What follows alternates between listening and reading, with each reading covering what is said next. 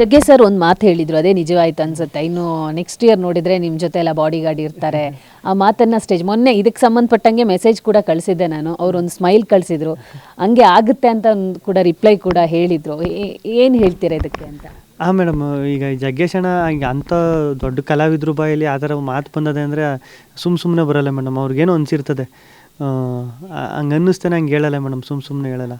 ಅವ್ರ ಆಶೀರ್ವಾದ, ಅವ್ರ ಪ್ರೀತಿಯಿಂದನೇ ಇದೆಲ್ಲ ಆಗಿದ್ದು, ಅವರೆಲ್ಲರೂ ಪ್ರೀತಿಯಿಂದ ಅಂತ ಹೇಳ್ಬೋದು. ಶಿವಣ್ಣ ಕೂಡ ನೀವೇ ಗೆಲ್ಲೋದು ಅಂತ ಟೇಬಲ್ ತಟ್ಟಿ ಹೇಳಿಬಿಟ್ರು.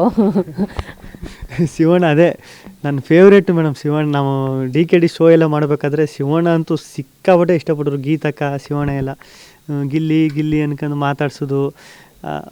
ಆಮೇಲೆ ಸ್ಟೇಜ್ ಮೇಲೆ ಹೇಳಿದ್ರು ಗಿಲ್ಲಿ ನನಗೆ ತುಂಬ ಇಷ್ಟ. ಅದೇ ನಮ್ಮ ಕುಟುಂಬ ಅವಾರ್ಡ್ಸ್ ಎಲ್ಲ ಮಾಡಿದ್ವಲ್ಲ ಜಿ ಕನ್ನಡದಲ್ಲಿ, ಅಲ್ಲೆಲ್ಲ ಹೇಳಿದರು ಗಿಲ್ಲಿ ನನಗೆ ತುಂಬ ಇಷ್ಟ ಅಂತ ಸ್ಟೇಜ್ ಮೇಲೆ ಹೇಳಿದರು. ನಾನು ಆವಾಗಲೇ ನಾನು ಬಿಗ್ ಬಾಸಲ್ಲೂ ಅಷ್ಟೇ, ನಿಮ್ಮ ಅಪ್ಪು ಈಗ ಬಿಗ್ ಬಾಸಲ್ಲಿ ಒಂದು ಚಟುವಟಿಕೆ, ಒಂದು ಆ್ಯಕ್ಟಿವಿಟಿ ಇತ್ತು.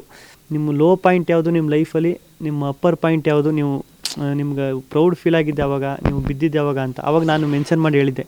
ಶಿವಣ್ಣ ಸ್ಟೇಜ್ ಮೇಲೆ ಗಿಲ್ಲಿ ನನಗೆ ಇಷ್ಟ ಅಂತ ಒಂದು ಮಾತು ಹೇಳಿದರು. ಅದನ್ನ ನಾನು ಯಾವತ್ತೂ ಮರೆಯಲ್ಲ. ಅದೇ ನನಗೆ ಮರೆಯೋಕ್ಕಾಗದೇ ಇರೋದು. ಅಂದರೆ ನಾವು ಯಾರು ಮೇಡಮ್, ಅವ್ರ ಕಾಲು ಧೂಳಿಗೂ ಸಮ ಇಲ್ಲ ನಾವು. ಅವ್ರ ಬಾಯಲ್ಲಿ ನಮ್ಮ ಹೆಸರು ಬರ್ತದೆ ಅಂದರೆ ಅದಕ್ಕಿಂತ ದೊಡ್ಡ ಪುಣ್ಯ ಇನ್ನೇನೈತೆ.